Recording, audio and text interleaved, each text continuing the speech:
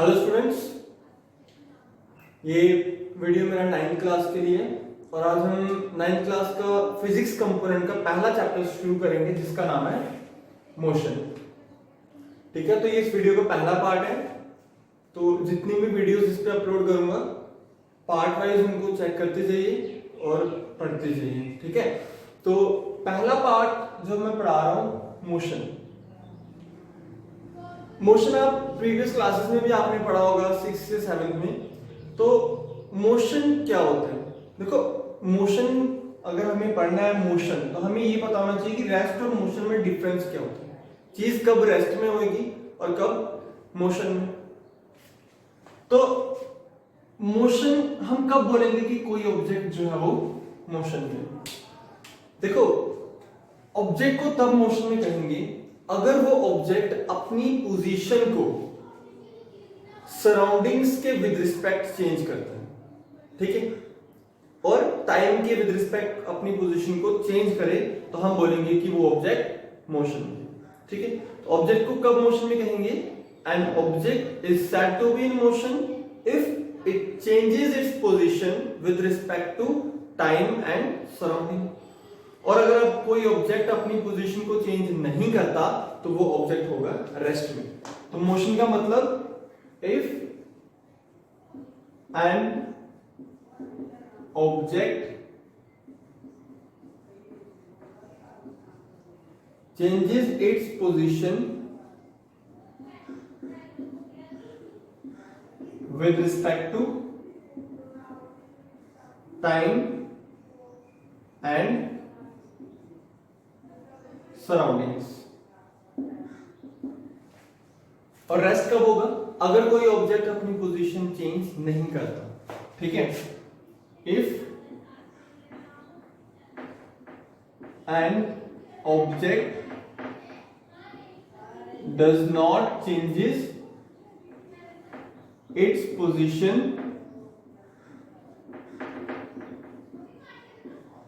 With respect to time and surroundings. ठीक है, देखो अगर मैं यहां पे इस बोर्ड के ऊपर लिख रहा हूं तो मैं यहां पे मूवमेंट कर रहा हूं, यानी आपके विद रिस्पेक्ट कभी मैं यहां पे हूं और कभी यहां पे, तो मेरी पोजीशन जो है वो टाइम के साथ और सराउंडिंग्स के साथ चेंज हो रही है। That means I am in motion. लेकिन अगर मैं एक जगह पे स्टेशनरी रुक जाता हूं then I am in rest, क्योंकि मेरी पोजीशन टाइम के विद रिस्पेक्ट या सराउंडिंग के विद रिस्पेक्ट चेंज नहीं हो रही।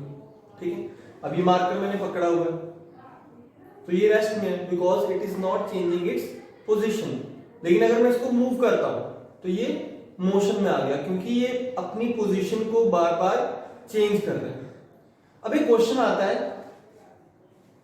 अगर कोई ऑब्जेक्ट मोशन में है क्या फिर भी हम उसको रेस्ट में मान सकते हैं? क्या ये जरूरी है कि अगर एक ऑब्जेक्ट स्टेशनरी है तभी वो रेस्ट में होगा? क्या मूविंग ऑब्जेक्ट रेस्ट में हो सकते हैं? हो सकते हैं, लेकिन एक दूसरे के विद रिस्पेक्ट। मोशन में एक चीज याद रखना, ये जो मोशन है it is relative in nature. Relative in nature. देखो, रिलेटिव तो सबको पता है, रिश्तेदार वो रिलेटिव हो, तो मोशन भी रिलेटिव है। मतलब ये जब भी आप मोशन को स्टडी करोगे किसी न किसी चीज के साथ रिलेट करके स्टडी करोगे। ऐसे तो आप कभी मोशन को डिफाइन ही नहीं कर पाओगे जब तक आप उसको किसी चीज के साथ रिलेट नहीं करते। तो जब आप उसको रिलेट करोगे दूसरी चीज के साथ तब आपको पता चलेगा कि वो मोशन में। अगर आप बैठे हो, आपके सामने से कोई गुजर रहा है, आप बोलोगे वो मोशन में, क्योंकि आप अपने विद रिस्पेक्ट उसको देख रहे हो, तब आपको वो मोशन में लग रहा है, आप रिलेट करके देख रहे हो। अब अगर ये मार्कर इस पॉइंट P पे है, देखो ये यहां से चलता हुआ आ गया 1 पे, तो P से 1 गया वो, हमने देखा पहले P पे था फिर 1 पे था, तो किसी न किसी चीज से तो हम उसको रिलेट कर रहे हैं। तो रिलेशन ही मोशन को डिफाइन करेगा, इसीलिए मोशन जो है it is relative in nature. तो मैं कह रहा था कि अगर कोई ऑब्जेक्ट मोशन में है हम उसको तब भी रेस्ट में मान सकते हैं। फॉर एग्जाम्पल मैं आपको बताता हूं, आप एक बस के अंदर बैठे हो, ठीक है, आप एक बस के अंदर बैठे हो, बस मूव कर रही है, यानी बस मोशन में, बिकॉज इट इज मूविंग। लेकिन अगर आप अपने विद रिस्पेक्ट अपने साथ वाले पैसेंजर को देखते हो जो आपके साथ बैठा हुआ है, वो तो आपके साथ रेस्ट में, आप लोग मूव कर रहे हो with respect to your surroundings. अगर आप बाहर से देखोगे, बाहर कोई बंदा खड़ा है, वो बस को देखेगा, उसके अकॉर्डिंग आपकी बस मूव कर रही है, आप बस के अंदर बैठे हो, आप भी मूव कर रहे हो। लेकिन जब आप एक दूसरे को देखते हो, आप दोनों सीट के ऊपर बैठे हो और आप दोनों रेस्ट में, तो at the same time an object can be in rest as well as in motion. एक ऑब्जेक्ट सेम टाइम में रेस्ट पे भी रह सकता है और मोशन में भी।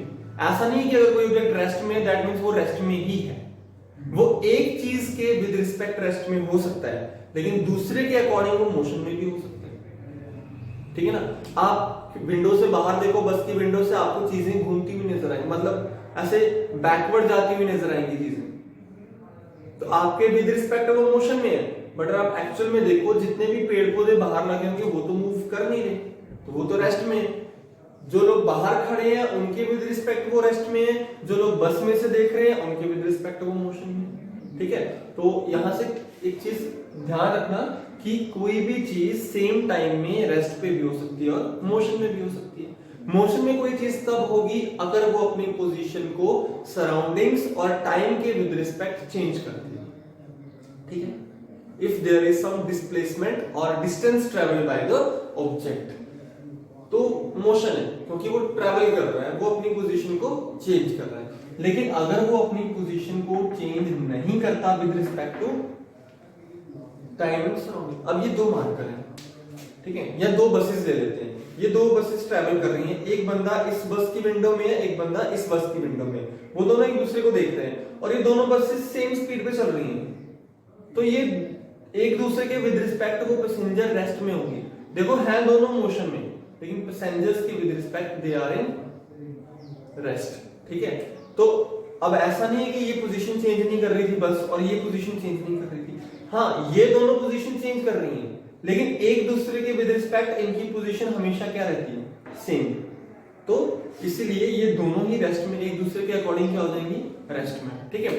तो रेस्ट और मोशन आपको क्लियर हो गया। मोशन एक ऑब्जेक्ट का तब होगा अगर वो अपनी पोजीशन को चेंज करेगा विद रिस्पेक्ट टू सराउंडिंग्स, और रेस्ट में वो तब होगा जब वो अपनी पोजीशन को चेंज नहीं करेगा विद रिस्पेक्ट टू सराउंडिंग्स, ठीक है। तो मोशन एंड रेस्ट जो है they are related to each other, ठीक है। मोशन और रेस्ट जो है they are related to each other. अब इसमें दो टर्म्स आती हैं, पहले ये टर्म्स देख लो, फिर मैं आपको मोशन का यूनिफॉर्म मोशन क्या होता है, नॉन यूनिफॉर्म मोशन क्या होता है वो बताता हूं। इससे पहले आपको दो चीजें ध्यान में रखनी है कि डिस्टेंस और डिस्प्लेसमेंट में क्या फर्क होता है। What is the difference between distance and displacement. देखो डिस्टेंस जो है ना, ये एक स्केलर क्वांटिटी होता है, it is a scalar quantity, ठीक है। डिस्टेंस क्या है, एक स्केलर क्वांटिटी, बताता हूं स्केलर क्वांटिटी क्या होती है। और डिस्प्लेसमेंट जो है वो एक वेक्टर क्वांटिटी है।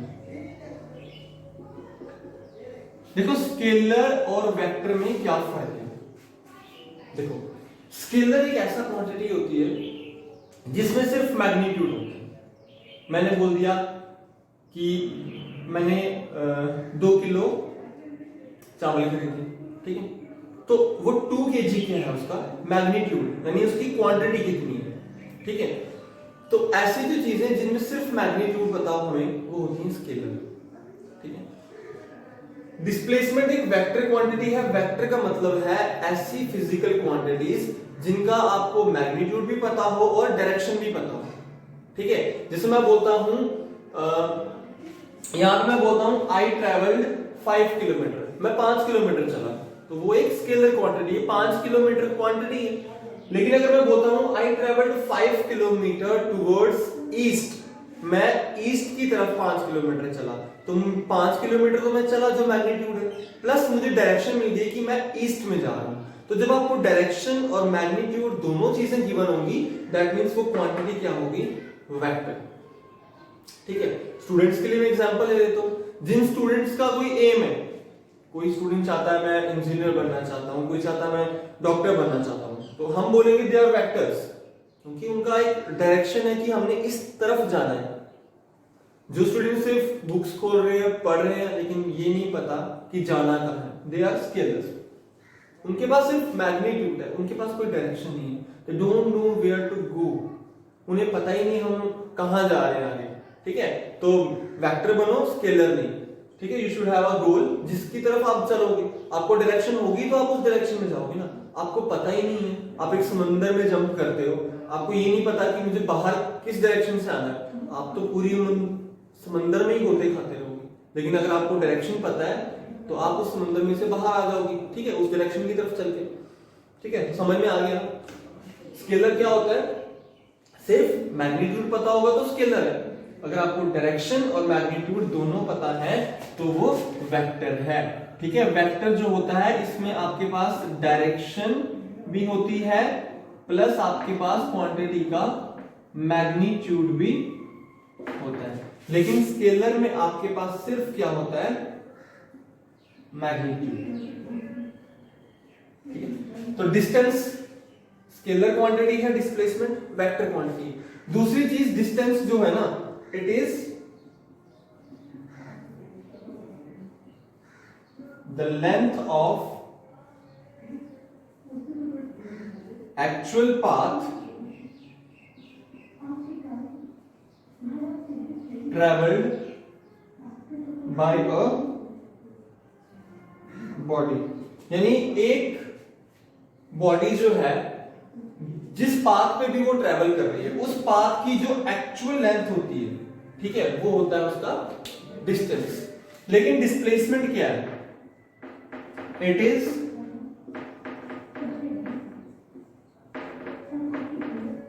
The shortest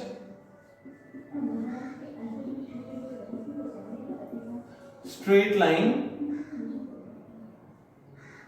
it is the shortest straight line length. यहां पे कह सकते हो it is the shortest straight line distance. ठीक है, अगर मैं यहां पे एग्जांपल बताता हूं, एग्जांपल एक बता देता हूं इसकी। देखो, डिस्टेंस, मान लो एक ऑब्जेक्ट ए से बी तक जाता है, ये पॉइंट ए है और ये point B.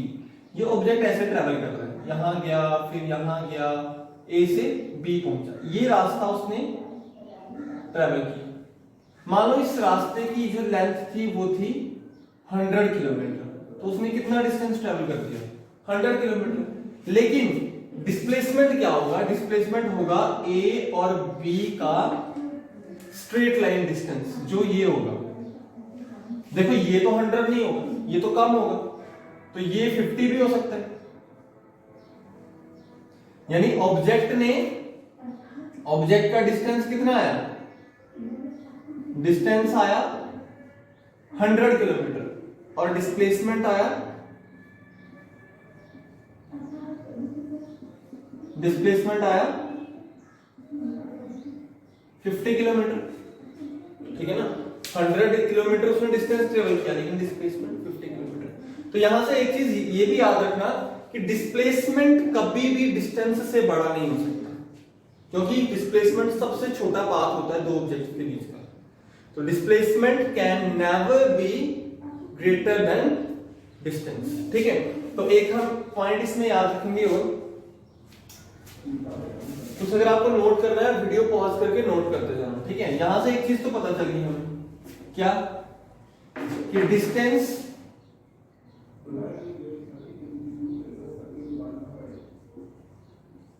is always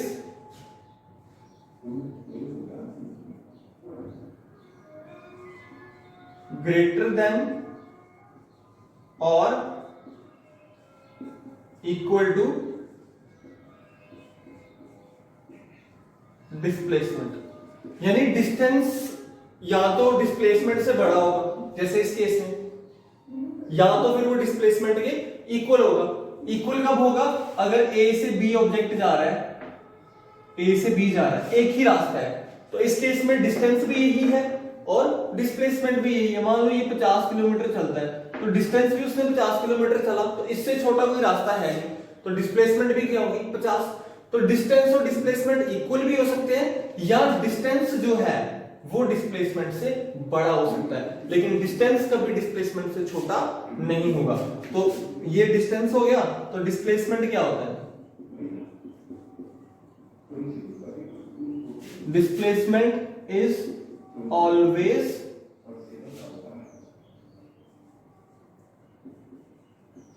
less than और इक्वल टू डिस्टेंस, यानी डिस्प्लेसमेंट डिस्टेंस के इक्वल हो सकती है या उससे छोटी हो सकती है, कभी भी उससे बड़ी नहीं होगी। एक चीज और बताता हूं, यहां पे ध्यान से देखते जाओ, कोई डाउट होगा नीचे कमेंट बॉक्स में कमेंट करके मेरे को बता देना, ठीक है? देखो अब एक चीज अगर मैं बोलूं, एक ऑब्जेक्ट ए से स्टार्ट हुआ, बी पे गया, उसने चला 10 किलोमीटर, ठीक है? कितना डिस्टेंस ट्रैवल किया? 10 किलोमीटर। अब वो बी से आता है सी पे, वो चलता है 15 किलोमीटर, ठीक है? फिर वो ए सी से वापस ए पे जाता है जो है 5 किलोमीटर। आपको क्वेश्चन पूछते हैं, देखो ऑब्जेक्ट ने स्टार्ट किया था ए से और वो स्टॉप भी कहां हुआ? देखो स्टार्ट कहां से किया? ए से, और स्टॉप भी कहां हुआ? आके ए पे। आपको पूछ लिया बताओ डिस्टेंस कितना है और डिस्प्लेसमेंट कितना है। देखो ए से बी गया 10 किलोमीटर, ठीक है? डिस्टेंस होता है एक्चुअल पाथ। बी से सी गया फिर 15 किलोमीटर, फिर सी से ए गया 5 किलोमीटर। तो अगर हम सम करें ये बन जाएगा 30 किलोमीटर। तो कितना डिस्टेंस ट्रैवल किया उसने? 30। अब बात आती है डिस्प्लेसमेंट की। तो डिस्प्लेसमेंट होता है distance between the initial and final point, ठीक है? क्योंकि मैंने कहा था शॉर्टेस्ट डिस्टेंस बिटवीन 2 पॉइंट्स, यानी जो वो ट्रैवल करता है। तो डिस्प्लेसमेंट क्या होता है? Distance between initial and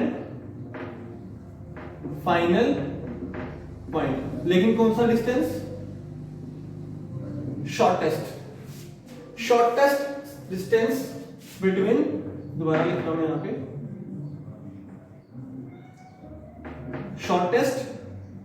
shortest straight line distance, ठीक है? शॉर्टेस्ट स्ट्रेट लाइन, मैं शॉर्ट में लिख रहा हूं यहां पर, ठीक है? Shortest straight line distance between initial and final point. अब देखो यहां पे इनिशियल पॉइंट था ए और फाइनल भी क्या है? ए, यानी एक ऑब्जेक्ट जहां से शुरू हुआ था चलना वहीं पे आके रुक गया, तो डिस्प्लेसमेंट क्या हुआ? मतलब जब आपने उसको स्टार्टिंग में देखा वो ऑब्जेक्ट वहीं पे पड़ा था, फिर आप उसको 10-15 मिनट के बाद देखते हो वो ऑब्जेक्ट फिर वहीं पे पड़ा हुआ, तो डिस्प्लेसमेंट तो हुआ ही ना, वो जहां था वहां का वहीं पड़ा हुआ है। तो डिस्प्लेसमेंट क्या हो जाएगा? 0 किलोमीटर, ठीक है? तो यहां से आपने एक चीज और देख ली कि डिस्प्लेसमेंट 0 हो सकता है लेकिन डिस्टेंस कभी 0 नहीं होता।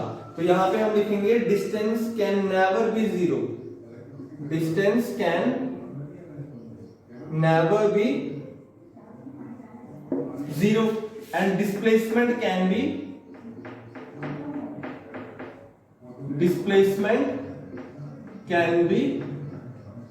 0। डिस्प्लेसमेंट 0 हो सकती है। डिस्प्लेसमेंट 0 तभी होगी अगर एक ऑब्जेक्ट जहां से चला था वहीं पे आके रुक जाता है। जैसे ये सर्कुलर पाथ है ना, ये सर्कुलर पाथ, एक ऑब्जेक्ट इस ए से चलता है, ठीक है? पूरा सर्कल ट्रैवल करने के बाद अब इस सर्कल का रेडियस मान लेते हैं 5 सेंटीमीटर। कितना रेडियस है? 5 सेंटीमीटर। एक ऑब्जेक्ट ए से चला और ए पे रुका, आपको पूछा बताओ डिस्टेंस कितना है और डिस्प्लेसमेंट कितना है। ठीक है, इसके न्यूमेरिकल्स भी इसी तरीके से आएंगे कि डिस्टेंस कितना है, डिस्प्लेसमेंट फाइंड करो, डिस्टेंस फाइंड करो। तो जैसे हमने यहां पे फाइंड किया, डिस्प्लेसमेंट 0 आ गया था, डिस्टेंस 30। अब सेम इस केस में 5 सेंटीमीटर, एक ऑब्जेक्ट ए से स्टार्ट हुआ, ऐसे घूम के वापस ए पे आ गया, बताओ डिस्टेंस कितना है। तो देखो, अगर आपको सर्कल की बाउंड्री निकालनी हो वो होती है 2 पाई r। ठीक है, एक काम करते हैं, इसको 7 ले लेते हैं, आसानी हो जाएगी कैलकुलेट करने में। 7 सेंटीमीटर। तो सर्कमफ्रेंस होता है 2 पाई r, वो आ जाएगा 2 इंटू 22/7 इंटू r कितना है 7। ये 7 और 7 कैंसल, तो कितना डिस्टेंस कवर कर दिया उसने? 44 सेंटीमीटर। 44 सेंटीमीटर उसने ये कवर किया। अगर आपको कोई पूछे डिस्प्लेसमेंट, भाई डिस्प्लेसमेंट क्या हो? ए से स्टार्ट किया, ए पे जाके रुक गया, पहले भी ए पे था, बाद में भी ए पे, तो डिस्प्लेसमेंट होगी 0 सेंटीमीटर। ठीक है, तो आई थिंक आपको क्लियर हो गया मोशन क्या होता है, रेस्ट क्या होता है, डिस्टेंस क्या होता है और डिस्प्लेसमेंट क्या होता है। तो ये फर्स्ट पार्ट है, इसमें इतना ही है। ठीक है, तो नेक्स्ट वीडियो में इसके आगे बताऊंगा मैं यूनिफॉर्म मोशन और नॉन यूनिफॉर्म मोशन में क्या फर्क होता है। ठीक है, स्केलर और वेक्टर भी मेरे ख्याल से आपको समझ में आ गया। स्केलर में सिर्फ मैग्नीट्यूड होगा और डायरेक्शन, वेक्टर में मैग्नीट्यूड एंड डायरेक्शन दोनों होंगे। ठीक है, थैंक यू।